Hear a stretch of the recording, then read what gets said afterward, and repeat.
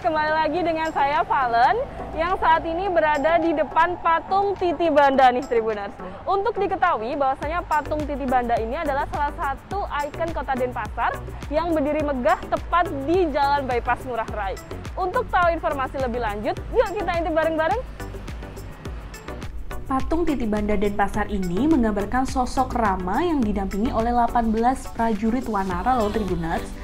5 di antara prajurit tersebut merupakan Panglima Kera. Sosok Rama terlihat begitu mencolok di bagian tengah dengan dikelilingi oleh 5 pangeran yang berukuran lebih besar dibandingkan patung prajurit lain.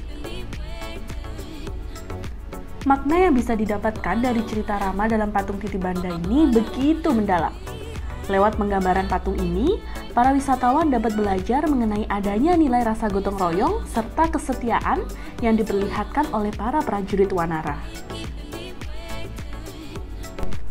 Jadi, kisah di balik patung Titi Banda ini itu memiliki makna yang begitu dalam loh Tribuners. Proses pembuatan patung ini dilakukan dengan mendapatkan inspirasi dari cerita pewayangan Ramayana. Patung Titi Banda ini menceritakan tentang kisah ketika Rama yang merupakan peran utama dalam cerita Ramayana melakukan pembangunan jembatan Titi Banda. Pembangunan jembatan Titi Banda tersebut dilakukan oleh Rama bersama dengan para pasukan wanara atau kera. Upaya pembangunan ini adalah salah satu usaha yang dilakukan oleh Rama untuk menjemput Sinta yang tengah menjadi tawanan Rahwana dari negeri Alengka. Halo Ibu, halo Mbak, selamat pagi. Kenalin Bu dengan siapa? Saya Bu Dayu Widya Mbak. Bu Dayu Widya ini selaku apa Bu di sini? Saya sebagai Kepala Bidang Pertamanan pada Dinas Perkim. Oke, Bu bisa dijelasin Bu, desain awalnya itu sebenarnya patung Titi Banda itu bercerita tentang apa sih Bu? Begini Mbak ya, saya kan baru tuh di sini. Yang saya dengar konsepnya Titi Banda itu dulu dikerjakan pada tahun 2014 pas Dinas DKP. Itu konsepnya adalah bercerita tentang Ramayana. Jadi konsepnya adalah di situ ada cerita tentang penyelamatan Dewi Sita, Prabu Rama, yang dimana di waktu itu dibantu oleh para kera, para Hanuman membuat jembatan. Nah, adalah patung yang ada di Titi Banda tersebut. Jadi konsep awalnya sebenarnya di bypass Ide Bagus Mantre masuk Denpasar itu dulu pernah dibuat suatu desain oleh pusat itu bercerita tentang Ramayana. Jadi konsep ada patung Dewi Sita, Rama, Laksmana, dan juga beberapa konsep-konsep penculikan Dewi Sita. Berakhirnya di Titi Banda tersebut konsep penyelamatan Dewi Sita. Itu yang saya tahu Mbak ya. Sejauh ini Bu, cara merawatnya gimana Bu patung Titi Banda ini? Ibu sudah melakukan apa di sana? Iya, saya masuk ke sini Mbak di pertamanan itu dari tahun 2019 ya, 2019 saya di sini. Jadi kita setiap tahun memang anggarkan untuk memelihara karena benar juga sesuatu yang sudah kita bangun harus tetap kita rawat agar konsep apa yang kita rencanakan itu tetap ada, tetap eksis. Jadi setiap tahun kita rawat baik itu kondisi patungnya agar jangan sampai ada patung itu yang cacat, ada yang patah karena dia bahannya kan beton.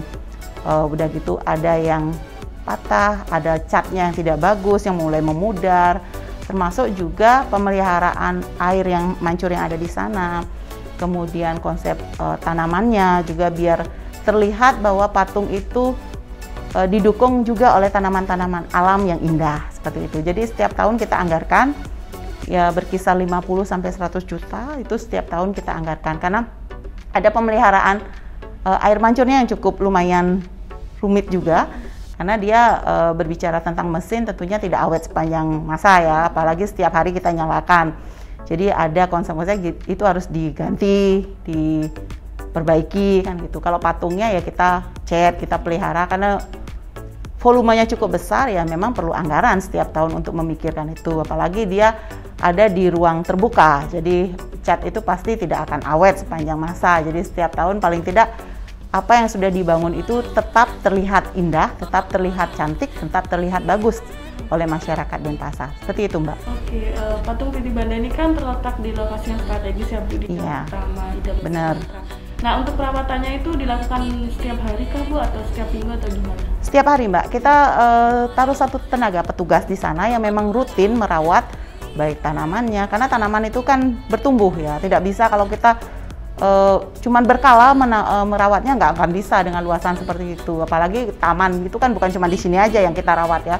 Di pertamanan itu kita merawat semua taman-taman yang ada di Kota Denpasar, cukup luas juga. Nah, jadi yang di sini itu kita tugaskan satu petugas yang memang setiap hari bertugas untuk merawat tanaman, mengecek semua fasilitas sarana prasarana yang rusak atau bagaimana dan melaporkannya ke kami. Jadi terawat dan terjaga sepanjang masa jadinya, karena memang kita tugaskan satu orang di sana seperti itu. Bu, untuk menyiasati biar patung titi banda ini nggak terkesan kering, Ibu ngasih tanaman apa Bu di sekitar patung? Oke.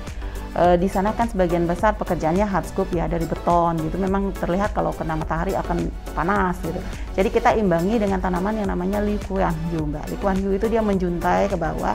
Kebetulan juga ada data dukungnya di situ adalah ada air kan. Dia sangat mendukung sekali pertumbuhan dari Lee Kuan Yew. Makanya terlihat sekarang hijau kan.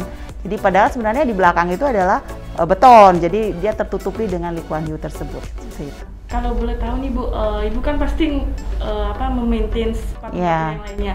Kalau boleh dibandingkan nih Bu, patung titi banda ini paling sulit maintenance-nya apa gimana Bu? Apa paling luas volumenya. Jadi perlu penanganan khusus, makanya tenaga yang kita taruh pun di sana adalah tenaga khusus yang memang bisa merawat taman dengan, jadi punya skill yang tersendiri dia. Jadi tanamannya juga bagus. Dia juga aktif apabila ada kerusakan atau apapun, cepat memberikan respon ke kami agar segera dikerjakan atau diperbaiki. Jadi ya cukup luas karena satu patung ini banyak bagiannya, ada hardscape-nya, ada patungnya, ada airnya, air mancurnya, ada tanamannya. Jadi ini paling kompleks dia, dan karena luasan volumenya juga cukup besar dibandingkan patung-patung yang lain. Ya. Sebenarnya masyarakat umum boleh nggak sih Bu untuk kayak melihat lebih dekat terus kemudian mengambil foto atau gitu, itu sebenarnya dari dinas itu boleh nggak sih? Boleh kalau hanya untuk mengambil foto, asalkan tidak naik ke atas karena nanti berbahaya kan, nanti bisa membahayakan masyarakat. Kalau misalkan mau naik ke atas ya pas ada petugas kami, tidak masalah untuk menikmati, mengetahui ada apa sih di atas gitu. Tapi kalau pada saat tidak ada petugas ya, kalau cuma untuk foto-foto, untuk olahraga, banyak kok sering masyarakat yang menggunakan untuk jogging di sana. Mungkin mereka juga sudah bosan dengan hiruk pikuk yang di Denpasar, di kotanya, jadi mereka di sana kan relatif agak sepi ya karena dia ini. Jadi banyak juga sih anak-anak dengan orang tuanya berkunjung ke sana untuk berfoto dan mengambil foto. Kalau sebatas mereka tidak naik membahayakan mereka ya enggak apa-apa, silahkan. Memang dibangun untuk masyarakat kok. Terakhir nih Bu, pendapat Ibu tentang adanya patung titi banda ini sebagai ikon baru Kota Denpasar, gimana? Ya, membuktikan bahwa Denpasar itu menunjukkan konsistensinya bahwa menjaga budaya. Jadi terbukti dengan ini, buktinya adalah ada patung yang memang temanya tema budaya kan. Jadi kita tetap mempertahankan budaya. Itu ciri khas daripada Kota Denpasar, tetap menjaga budaya kesakralan yang ada di Kota Denpasar. Seperti itu, Mbak. Ya, Tribuners, itulah tadi sekian tentang patung titi banda, dari sejarah, kemudian bagaimana cara merawatnya, dan kami tadi sudah melakukan wawancara dengan dinas terkait, dan juga kita tadi sudah lihat ya detail-detailnya kayak apa. Dan sekian dari Tribun Bali, sampai jumpa di lain kesempatan.